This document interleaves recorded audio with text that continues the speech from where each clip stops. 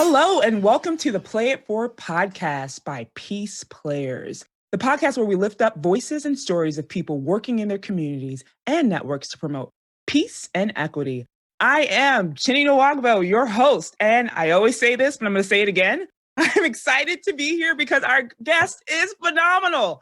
And you guys are going to feel that energy and that love throughout the conversation. So more on that. But today's episode, we will be speaking to our very special guest, not just on her phenomenal career as a WNBA All-Star and prolific leader in corporations and business and nonprofit, but her ability to transition after being an athlete into the corporate world and find her way, and what she's doing right now to ensure that other people like herself can have that same smooth transition. But before we do that, I got to get you to my co-host, who is the most amazing guy ever, Emmett. How you doing? Oh, thank you, Chinny. I'm doing great. For our listeners, I'm Emmett, the goofy, lanky co-host to the beautiful and wondrous Chinny. And I am also jubilant with joy, one could say. I'm actually pretty starstruck about our guest today. So, Chinny, why don't you introduce her to the listeners? He really is. Thank you so much, Emmett. So I don't want to get any of this wrong, and I'm going to read from my paper just because this is how great you are. But I'm so glad to have you here. Our guest is truly spectacular. She not only is just an amazing and beautiful face that we see right now. We're about to go deep into the fact that she was a spectacular all-star, scoring at Duke with 2,687 points as the first NCAA player to amass 2,600 points, 500 assists, and 400 steals. She was the number 2 overall draft pick in 2004. She is the Washington Mystics' all-time leader in steals, and a 4-time WNBA All-Star, Defensive Player of the Year in 2017 and 18, and a WNBA champion, which I think is great. She's also the founder of the Transition to Play and the 318 Foundation. Please welcome our guest, Alana Beard. Alana, welcome. Thank you. I'm excited to be here. I love your energy, both Emmett and Chinny. So thank you. Awesome. Yeah. Well, Alana, we do this thing on our show to sort of, Chinny, how would you say it? Break the ice, so to speak? Break the ice, so to speak. Yes. On the streets, I'm known as the Icebreaker King. Don't be modest. Don't be modest. Yeah, I know. I'm trying to be as modest as possible, but it's really hard. Don't be. And so what we usually do is we start off with just an icebreaker to get the juices flowing, Absolutely. Get the thoughts thinking.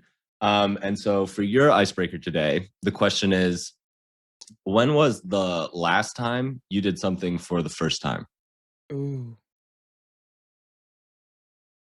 Oh, I love icebreakers. The last time I did something for the first time was yesterday when I drove my first U-Haul truck. Whoa. Good job. I like that. Yeah, was it wow. nerve-wracking or no?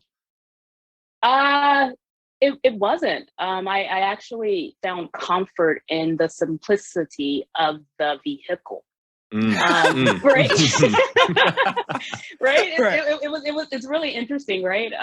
Obviously you have to sort of get used to sort of the pedals and the width of the truck and just understanding sort of your surroundings. But no, I enjoyed it. I'm rolling down the road with my windows down, music playing, having a good time. I love that. I love that.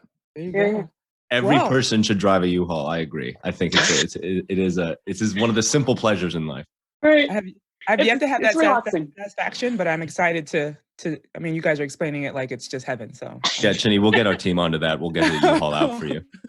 Okay. Yes, absolutely. So, Alana, so I wanna start with something that I think a lot of people in my position need to understand and really ask, which is, as a man, I'll never understand what it's like to play basketball as a woman, let alone a Black woman. And so as the first sort of diving board question I have is, are there hardships in your mind in playing sports that are invisible to men for women? And what are those, if there are some? It's very interesting that you start out with that question, because driving the U-Haul, one of my good friends, Marissa Coleman, who's actually a legend in the Maryland area, played at Maryland and played in the WNBA. She's literally, like my little sister. So we're having this conversation, in that because we chase our passion, which we never complain about, which is the game of basketball, we as women basketball players sacrifice a ton. Yes, we do. But it's that sacrifice is rewarding. Very.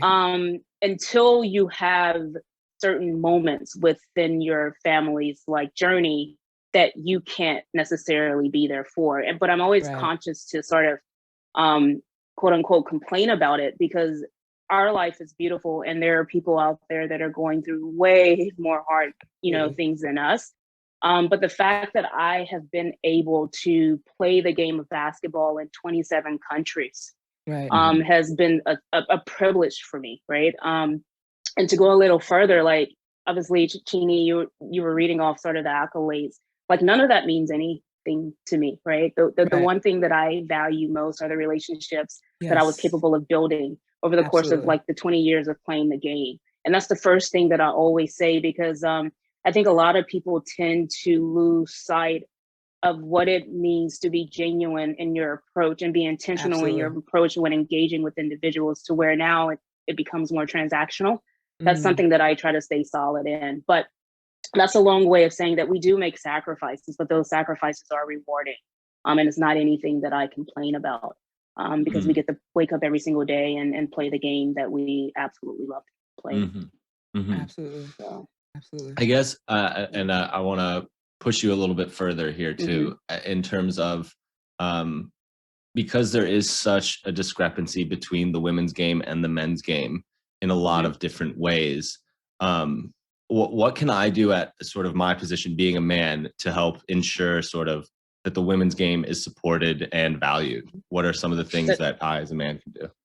Exactly what you're doing, right? And I'm not sure the validity in what Chinny said early on, and that you're a fan, right? You're a fan of, sort of my journey and what I've done. But speaking on that and speaking to that with as much passion and knowledge as possible is going to sort of put you in a position. Well, it puts you in a position to be an ally for what we do. I have a lot of male friends sort of within my circle. And I respect them because they understand the work that we put into the game, right? People see the men, they see the money, they see the brand power. But to be an elite athlete, it takes just the same amount of work. And I'm sort of understanding that more and more since I retired. I haven't worked out for a year, and now I'm moving boxes and understand what it means to be an elite athlete and how much it takes to sort of get to that level and sustain that level. It's tough, but it's something that we loved doing. We wanted to do it, and I personally felt that in order for me to gain an advantage on the court, I had to keep my body in tip-top shape, right? You have those other individuals who think that they can eat and do whatever they want, and then they come out in form. I wasn't that individual. But to get back to your point, just support us, talk about it, speak on it, watch it. Don't just watch the highlights, dig into the game, get to sort of a point to where you understand sort of each and every player and their journeys and their stories to be able to speak to whoever want to engage in conversation with you. So. And invest, buy some tickets, go see a game. Buy tickets, exactly. No, that's very, it's very real, Emmett. It's a great question to ask, and Emmett is 100% a fan. So yes, straight up. I love that.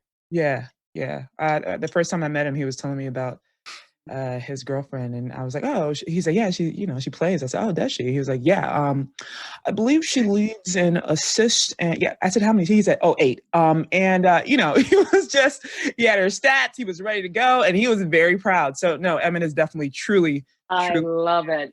Thank you, I appreciate it.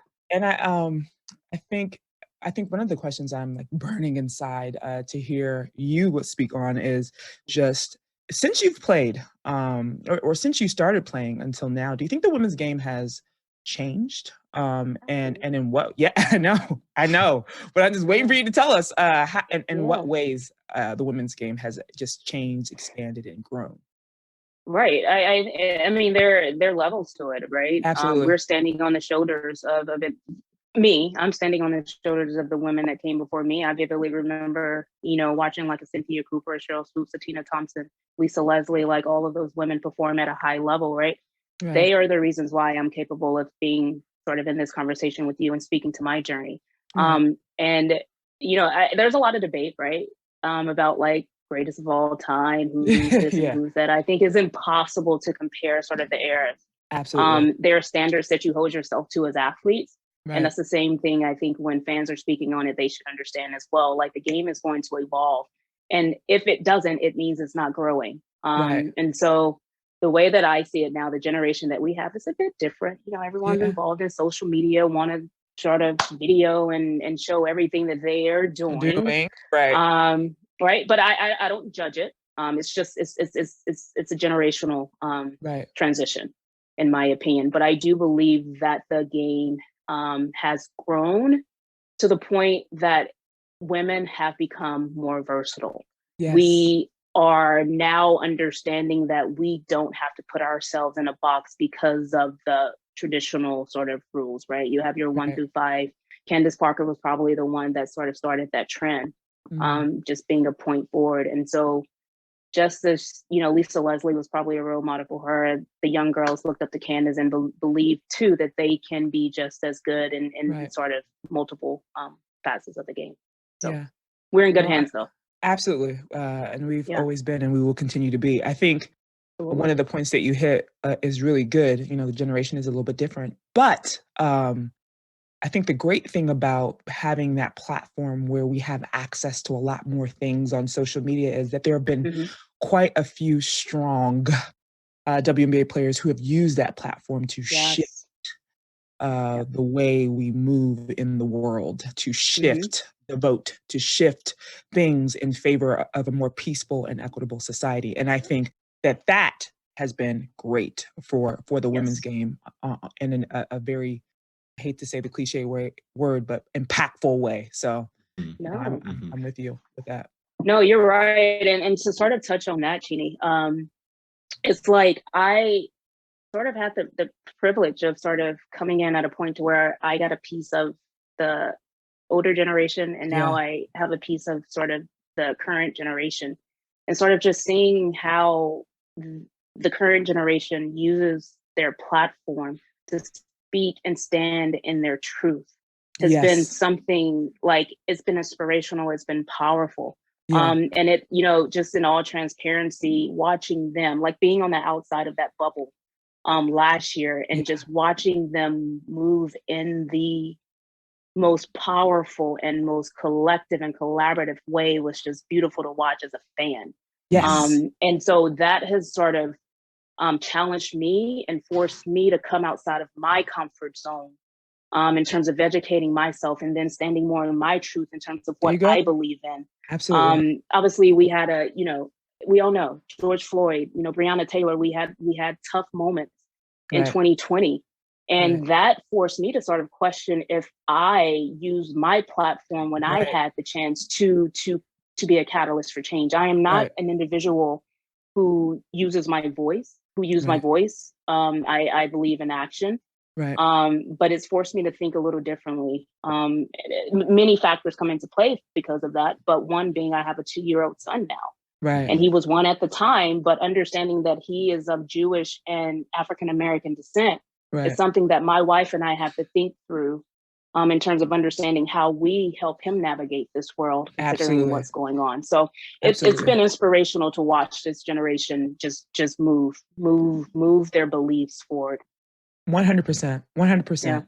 We hear all the time the values sports can instill in young people that are just transferable on and off the court. And we know that sometimes, despite the efforts, professional sports isn't an option for a lot of kids. But how can young people with their sporting backgrounds, pave a way in terms of, staying connected to the game through their education and through different forms of, I guess, different opportunities of employment? How can they continue to be connected to the game, not just as a player, but in just different ways? You spoke a bit about this in terms of the women having different facets to the game. But how can just kids who don't make it to that level stay connected? One, I don't know. I think that's an interesting question, but I think the advice that I can sort of give to kids in anything that they choose to do is just to be authentic to who they are and be okay with that exploration phase. Right. Right. And just figuring out sort of the things that you like or don't like. And moving forward, like choosing your passion and figuring out how to sort of attain the goals that you have set for yourself is, I'm not sure if I'm answering your question. No, but you are. Go ahead. It's about just being authentic to who you are. If you want to stay connected to the game, stay connected to the game. If you want to do something a little differently, be okay doing it a little differently, even though someone told you that that's not the right way. You know, it's and all of this is just sort of based on sort of my life experiences. I grew up in Shreveport, Louisiana, the South. I was the South, and I was pretty sheltered, right? It wasn't until I left to go to Duke that I started to sort of view and see the world differently. You know, and my parents obviously did sort of the best they could. They sort of, you know, established a foundation of core beliefs that we stand by consistently, but just sort of venturing outside of what you know and being okay in learning what you don't know is gonna really elevate you in sort of life. And I just want to transition into this before we do something special here. But I'm interested in knowing your motivation behind the 318 Foundation. Yeah. No, it's something that I've always wanted to do. Shreveport is always going to be a part of me. It's my core. It's who I am. Right. You know, going through sort of my journey with basketball, I've always known that I wanted to sort of, you know, come back to Shreveport and create a model that was sustainable, that's really giving to the community of Shreveport. But I was also extremely focused on the game of basketball and didn't think that I had the capacity to see left or right. But I was also adamant about not putting my name on something that I can't physically be a part of or physically touch. 100%. And so when I sort of retired from the WNBA, I took it to another level, ended up sort of hiring sort of advisors to come in to help me understand how to build a foundation from the ground up, because I have to know it. I have to know every single step. 100%. But sort of, you know, the 318 Foundation, I named it the 318 Foundation because I believe in giving that community ownership. Nice. Right. And so that's the area code for Shreveport, Louisiana. And the mission of the foundation is literally just to sort of strengthen youth development ecosystem through mentorship, education, and sports, bringing in sort of the external resources that I've been able to accumulate over my 20 years and just pouring it back into sort of the city of Shreveport. One thing that I am very adamant about is not sort of coming in after being gone for 18 years and telling them this is the way you should do it, because I don't know. I've never, I haven't been there for 18 years. I'm not the one that's in the trenches with these young individuals who's searching for their purpose, right? And so my whole motive behind this is just literally bringing in those internal resources, whether it's from sort of a human capital perspective or financial capital perspective, and pouring into the organizations that are doing work within the city. Woo! Can you feel that in the room? Can you feel that energy in the room? That is awesome. And I think the biggest point there is, if you don't live there and you're not going through what those young people are going through, you probably shouldn't tell them what they should do and how to be. I'm here. It's like you're allowing other people to lead the way, right? And that's the epitome of a leader, taking a step back and trusting that other people know better. I feel like that's a lot of professional athletes like fault when they do a charity or a foundation like that, is they put themselves in the leadership role where it's like they're making decisions based off of a town that they knew about 16 to 18 years ago, kind of, and it's totally evolved or something like that. And they come back and serve caviar on the platter. Right. I don't like caviar. And wonder why nobody wants to eat it, right? Yeah. And so also too, to be fair, and to be fair, sometimes, Emmett, it's not the professional athlete, it's the the group surrounding them, right? Right. They're just, sometimes they just show up for the picture. And if they did what Alana did and they wanted to know how it works, they wanted to be a part of the infrastructure, then they'd be able to be like, oop, caviar probably isn't what we should be serving. So, but yeah, I mean, I don't want to change the subject too abruptly, but so obviously the 318 Foundation you wanted to do for a while before, like, it wasn't like you retired and then this like was an idea that just like sprung up. No. When does that idea like start to sort of fester in your mind? Good question. Like, I want to do this. That. Yeah. Because there's like clearly you had a passion for wanting to not only do it, but also I want to know the ins and outs of how to make a foundation too. Right. That well, moment. that's how I work. That's always been my plan. You know, I've done some events, some one-off events. I had a swim safety event that sort of was inspired by an incident that happened in Shreveport. Like 6 young kids died, you know, in sort of a lake because they didn't know how to swim and one was trying to save the other. And so they eventually died. Sad. And so that resonated with me like a ton because again, it's 70, I could be wrong in this percentage, but 70+% of African Americans don't know how to swim. My parents never put us in a pool. Right. And so that sort of sparked something in me to say, hey, maybe I can partner with USA Swimming to say, hey, this is an incident that happened. Let's try to, you know, educate these young people on what it means, you know, what swim safety means. So I've done one-offs and I was always there. I was the one that sort of built that organized that. Yeah. But that also gave me feedback in that I technically don't know what I'm doing. And if I want to create like the sustainable model that's going to last for generation after generation, I have to dig into it. I have to understand the infrastructure. I have to know it step by step. And so that came about. Like I said, it's always been in my mind to do it that way. But after retiring, I knew that I had the capacity to give in learning, that I knew that I had the capacity to bring someone in to say, hey, walk me through this. And that kind of leads into what I did. Why, you know, I'm in the venture capital space. Right. The reason why I got into the venture capital space, several reasons, but one of the reasons is to create more access for female athletes. Because as you read the headlines, I think we just read that Kevin Durant is fine. I get it. Kevin Durant just literally invested in a company $1 billion company that went to an IPO, right? And so he got in early. He was early on that cap table. They get access to these deals. Why is it that women can't have those same opportunities? Maybe not to invest, but to have the decision to say yes or no. I do. Like I want to invest or not. Right. And so just understanding sort of that ecosystem and that composition of like investors. I knew I had to break in. But in order for me to speak on it, I have to educate myself and learn as much as possible about it. And so that's why I kind of like navigated to the venture capital space after I was done with the game. That makes perfect sense. Makes perfect sense. But I think it's about that time, that special event that I said is going to happen, is going to happen.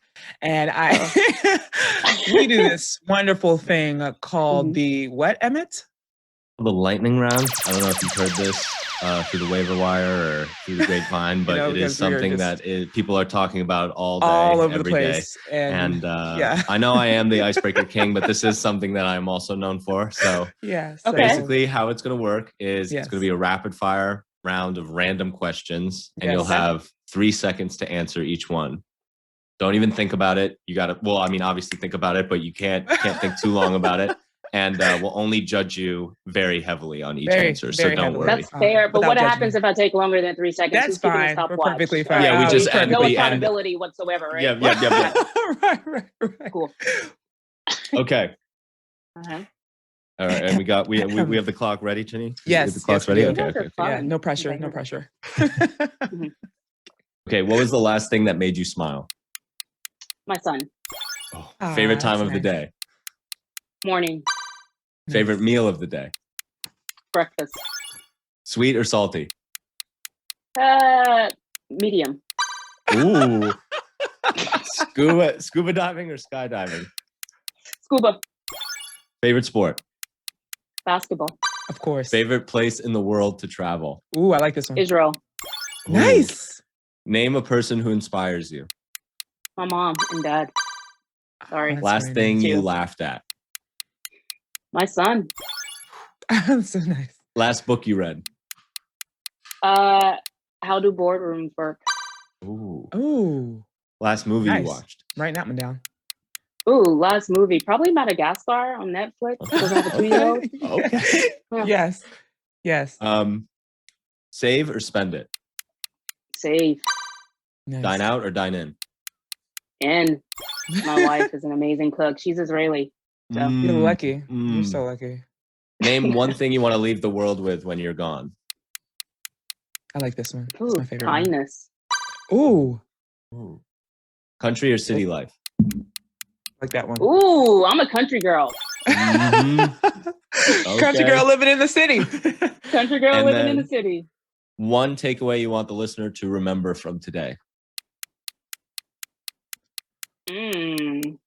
No, it's no way you can give us 3 seconds with that. Take your time. Take your time. One thing I want the listener to take away from today. Just be authentic in who you are. I mentioned it earlier. I think that's the most important thing. I think a lot of people lives become complicated when they attempt to be something or someone that they're not. Yes. Chinny, I'm not going to say she crushed that, but she crushed it. She crushed it. Let me tell you that this is the first time the person has actually taken 3 seconds to go all the way through our lightning round. Okay. Yes. I was like, bang, awesome. bang, bang, bang, bang. Yes. That was great. That was perfect. Very awesome. Thank you so much. Yeah, thank you. So I'm so interested in knowing this in particular, because I think for me, it's something that I often think about. And I know that for you, it's probably the same. And the question I have is just looking back at your career, knowing what you know now, as a collegiate athlete, as an athlete transitioning, are there things that you would have done differently, opportunities you would have seized, networks you would have expanded upon, just the way and how, even maybe your major would be different when we're thinking about you transitioning from this all-star to moving into the corporate world? What would you have done differently? My, oh my, that is amazing. Goodness gracious. Yeah. Yeah. A few things I would have done differently, right? But I'm always hesitant to say that because I don't think I would be who I am. And I love who I am, right? Right.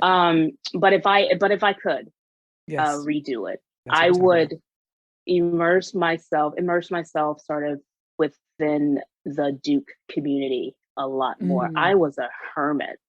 I was afraid to speak. I was afraid to engage. And all I cared about was 1, my education, and 2, my schoolwork. I was obsessed with being great. Yes. And maybe that maybe that hindered me, from maybe reaching the level that I maybe expected of myself. Right.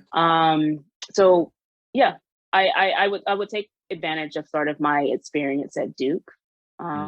And I would attempt to balance the notion of wanting to be the best to ever play the game. Balance is very good. I think if you have balance, it stretches over your whole entire life. And that being said, I kind of want to jump into this idea of how difficult it was for you to transition from being an athlete into your professional space now. And I want to link it to transition to play. So transition play. Transition play. Transition play. So yeah, speak about that. Was it difficult? Honestly, to be honest with you, I was craving it. I was craving the transition, but it was because I was fortunate, Chinny, to have the opportunity to decide when to walk away. Right. Nice. I had a potential career-ending injury in 2010. The doctors gave me a 10% chance of returning to the court. And it took me nearly 2 years to get back to a level to an elite level, right? And throughout that process, I worked my butt off. 8 to 10 hours a day of rehab, like, again, being obsessive. But it was also during that time that I started to sort of find myself. I became hyper focused on life after the game. Nice. It was also a moment where I understood business because the Mystics gave up on me. And I could have easily sort of held a grudge about that, but I understood it, right? They listened to the doctors. They said, Alana will never play again. And so when free agency came around in 2012, they kind of they didn't reach out. They didn't do anything. They didn't talk to me. But I had 3 teams that came in and watched me work out. And it was LA who basically didn't come to watch me work out, signed me based off of my reputation to a 3-year guaranteed contract without anything, right? And so that was the moment that was the turning point for me in terms of just understanding sort of life after the game. You know, not that I didn't think about it beforehand, but I just became hyper-focused in terms of just saying yes to sort of every single opportunity, every single introduction that was interesting to me. And so I had this grand plan of like building out this portfolio of restaurant franchises. In 2016, I actually opened up my first one in Roanoke, Virginia with Marissa Coleman. And it was a pretty cool process. Again, got in at the very beginning, learned it step by step by step. And so we had this plan of just building out a portfolio of restaurant franchises. But it was in maybe 2018 that a mentor of mine sort of challenged my sort of perspective on brick and mortar. He was like, how long do you think that'll be a viable option? And I am grateful that he did, because if we had continued with that plan, it would have been like, we would have been in a lot of trouble. And so he was a venture capitalist. He is a venture capitalist. And so he was like, I challenge you to sort of think a little bit more into the venture capital space, because based off of our conversations, I see some synergies there. And so it was that moment that I was like, yes to every single event, yes to every single opportunity. And one of those opportunities led to sort of a fellowship with Ryan Neese of Next Play Capital. He's the son of Ronnie Lott, actually. And he has his own venture firm in the Bay Area. He was like, hey, I'll create this fellowship for you to come in and learn. And so it was like, in that moment too, we were doing events and I ended up meeting a few people, ended up building relationships. And that's how I transitioned to my current role as senior associate with Silicon Valley Bank Capital, which is the venture capital on the Silicon Valley Bank.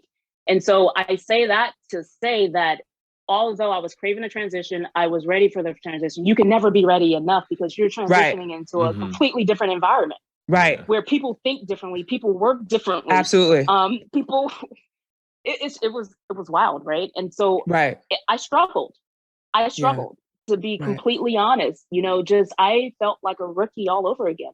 You know, there were times that I would like go to bed at night and I have tears in my eyes, because I'm not sure if I can sort of perform to the level that I set for myself. It's not about what anyone else thinks. People are like, oh, you're learning. This is a process. That's not how I work. It's not how, it's not how I work. I am great.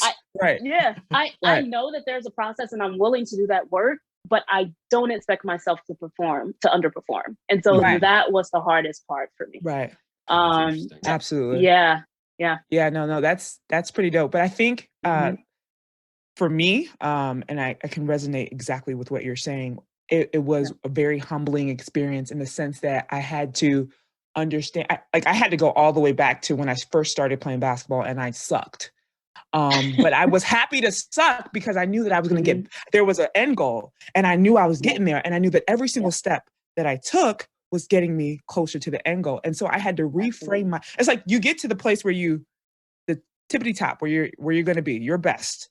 And then you have to come all the way back down and reimagine the new best, but being able to have that balance, and also being able to be your own cheerleader as an adult, because it's different as a kid. A kid, you don't even think about it. Like you just, you're kind of going through the motions and you're trying to be the best and you're competing against your friends. It's fun.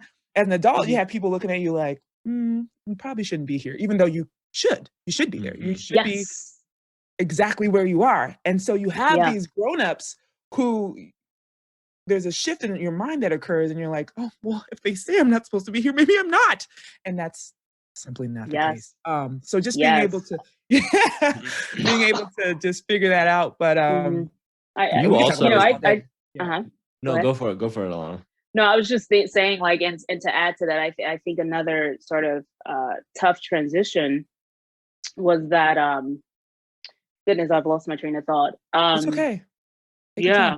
Oh no. So transitioning to this space, right? And you know, my first day, I walk into the boardroom. It's maybe like 43 individuals sort of in that room, and I look around the table, and I'm the only Black person. I'm the only person of color, right, sitting at that table. And so, period. Wow. Because if you think about the venture capital space, it's 90% predominantly white male. That's just what it is, right? Yeah. And you know, I'm looking around that table, one, like crapping myself, like, what have I said yes to, right? But that's exactly why I said yes, because I knew it would push me outside of that comfort zone. And I'm looking around the table like, who's gonna help me get through this? Who's gonna guide me? Who's gonna help me walk through this?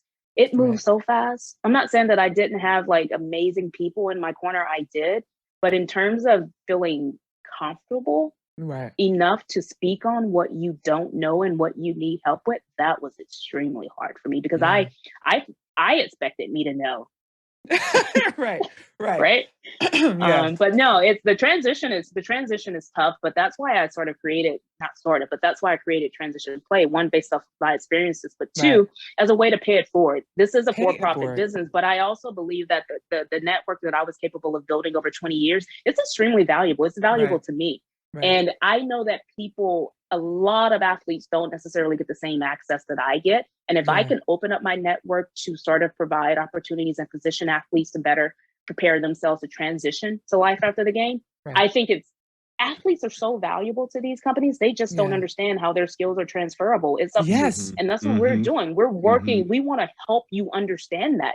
We want to take you on a journey to where when you get to that end, and it's gonna come, it may come sooner than you think, you're ready to smoothly transition into something else. So using my network, bringing in companies, venture capital firms, bringing in companies in sectors such as the innovation space, the corporate space, the sports industry space, and then the philanthropic space, having those companies partnering with Transition Play, but then having athletes sort of get work experience, right? We take them through the Transition Play program. We position them in internships and residencies as they're going through their career. And it's not for free. We want to pay you to do this because I need you to understand your value and what you're capable of doing in life after the game. It's just so logistically so smart what you're doing in terms of just giving a door and then saying, like, to the heads of these companies, think about a professional athlete's work ethic just put into whatever structured format you want. And they have this baseline passion for wanting to continue to be uncomfortable and seek that discomfort, and then also having this immense passion for learning also. Absolutely. Like on paper, any person who would own a company would be like, yes, obviously that's the person I want, kind of thing. And you just giving like the opportunity to just like bridge that gap, it's honestly so genius. It really is. Bridging that gap, but also making sure that I have the best interests of that athlete at heart, right? Because I think a lot of people position these athletes and put them in very, very horrible positions, right? But if we can sort of cultivate that pipeline and sort of educate and groom them for when they're ready to go, I think we're sort of on to something, and I'm super excited about it. And I'm happy to be on this end to hear that passion and that excitement. And what you just said now is something that we do at PeacePlayers called seeing people as people. It's one of our core values, the importance of seeing the humanity in others. And we make sure that we do that every single time and every single chance that we get. But I do want to ask this question before we kind of go into our conclusion. I hate to compare the women to the men, but I think in this case, it's very valid, this question, in the sense that, do you think that there is a gap in opportunities for women transitioning versus men transitioning? And I know, I'm happy you're smiling because there you go. That's, I'll leave it there. Fill it in, all you. Yeah, there is a gap. There is a tremendous gap. Because it can be the 14th, 15th man on the bench in the NBA who will get a shot at an opportunity before a star player from the WNBA. But that just goes back to people not seeing athletes as human. As human beings, people not seeing us as people, right? That's exactly what it is. They right. see everything that comes with it, but they refuse to acknowledge that we are literally the same, because of sort of the celebrity factor that comes along with it. And that's what, and that's another reason why we're doing transition play, right? Like if I am capable of sort of amplifying the power of these women to position them with opportunities for life beyond the game, current and after the game, that's what I want to do. That's why I'm here. But yeah, answer your question, absolutely, there are gaps, and not just in sports, but in society as a whole. Right. So very cool. This is one of those all your answers have been one of those moments where you just want to sit and just like think and ponder, like, wow. But no, this is this for me is just the icing on the cake for Friday. But at PeacePlayers, so PeacePlayers, we've been around for 20 years. Our anniversary actually is coming up. Whoop whoop. And we've grown in many different ways. And one of the ways that we've grown recently is inclusion and addressing inequities, right? But I know that at Transition to Play, you have a chief equity advisor. And I want to know a little bit more about some of the things that I saw on your website in terms of sweat equity, professional equity, these types of things. Why at the core was this important to you? Especially the sweat equity part. I think that that's very phenomenal. But speak a little bit about that. I just want to educate myself. And listeners, this is for you too. But well, it's not necessarily about like, educating yourself. It's that we all have sweat equity, right? If you're a hard worker, if you have goals, right? You understand the amount of work that needs to go into it, and you don't shy away from it. And that's what, as athletes, that's what we've done on sort of a daily basis, right? We don't we don't complain. We don't, we don't complain. We put our heart and soul into sort of achieving the goals that we want to achieve. And we do whatever it takes. So that's easy concept. I know we have it sort of laid out on the website and in more detail, but it's simple. The work you put into it, you're going to get what you put it. You're going to get out of it what you put into it. So, in terms of sort of diversity and inclusion, like we think is important. The reason why we have a chief diversity and inclusion person on as an advisor, right?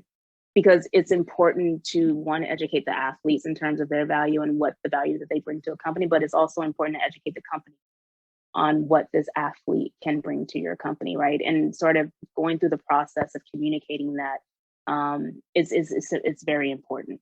One thing that I sort of noticed as in 2020, again, at the height of the George Floyd murder, companies were like scrambling to try to figure out how to communicate these things. And when you're not in the environment, when you're not connected to the communities, it's impossible for you to understand how to deliver it in a way that it should be delivered. And so we just thought it was important to have that individual on our team that can basically sort of help from both aspects, from the athlete side of things and from the company side of things. So absolutely. And so we this is probably going to be just the last bit here, because it has been so, the word I'd like to say is grand, but I'm gonna have to lie down after this conversation and just stare up at the ceiling, but it's good.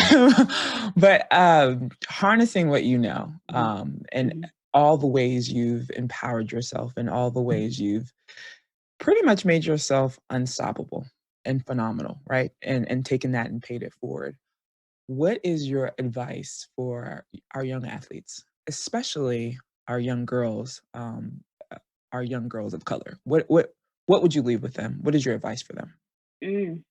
The same thing I've been saying this entire call, being authentic to who you are, standing in your truth and not being afraid to speak on it. One. Two, your reputation is everything. Exceed you. Yes. Absolutely. Don't give people the space to create their own narrative of about you. You. I have to That's just it, right? talk about it right and, there, and you so, know? And so when you're in that mindset, it means that you're conscious Right. of what's to come. Right. You know, it means that you have a plan in place. The plan isn't going to always go the way that you envision it. Right. But you have to be okay with that. But at least you know that you have sort of an end goal. But yeah, you control your own narrative. There always. It is. So we have this thing called the drop the mic moment, and that's that. Yeah, you control your own narrative. Yeah. Don't use someone else's definition for their life to define yours. You control the narrative. Mm-hmm. Yeah. And with that, you'll be. Go ahead. I'm listening. Go ahead, please. Yeah, no, I'm sorry to cut you off, but No, I'm just yes. sitting here thinking about it. But another thing that I'm sure it's obvious, but as an athlete, I would encourage all athletes to understand that sport is what you do. It's not who you are, right? And that's so cliche, but it's the truth, right? And once you start to understand that you don't identify with the game, right, you're going to understand that you're a small sort of piece to this bigger puzzle, and you won't take yourself so seriously, and then you'll start to sort of find your purpose and your truth. But as long as you're sort of keeping that within that little bubble, it's impossible for you to grow beyond that. So you gotta become conscious of that. Okay, I think this is the only show we've had about 16 drop the mic moments. So I cannot choose, but no, that's phenomenal. Thank you so much. Thing to say. Yeah. Thank you so much for being on the show. No, this was by far one of the best podcasts I've been a part of. So keep doing what you two are doing, bringing that energy, being authentic about the moment. I love it. So if you need me again, I'm on board. Yes, absolutely. And we actually love you, but I don't know if that's safe to say, but we love actually you. Starting to develop feelings for you, but I was going to keep that. but no, this has been phenomenal. Thank you. And that's it for today's episode. Thank you so much for joining us on this lovely journey and lending us your ears. It was fantastic. Absolutely fantastic. And if you like what you heard, we encourage you to like and subscribe. But we've got so many more brilliant conversations in store for you to come. And also, like we always say, share with a friend. But you know, if you weren't moved by today's conversation, I don't know what's going on where you are, but today was thebomb.com. Emmett? I thank you. I am so starstruck still. I feel like it was inappropriate to ask for an autograph in this format, but I'm going to try to reach out again because I'm such a big fan of hers. Right. Oh my gosh. You can learn more about us, Peace Players, by visiting our website at www.peaceplayers.org and following us on social media, mostly at Peace Players International on Instagram, Facebook, LinkedIn, and YouTube as well. I think we have a MySpace and a Tumblr page, Chinny. No, we don't. We don't have either one of those. And I'm going to continue to make that joke. I'm sorry. I mean, and it's going to continue to be extremely funny because that's what you are. Yeah. No, this was awesome. Thank you. I got to go lay down, obviously. Yeah. Alana is queen. Oh my gosh.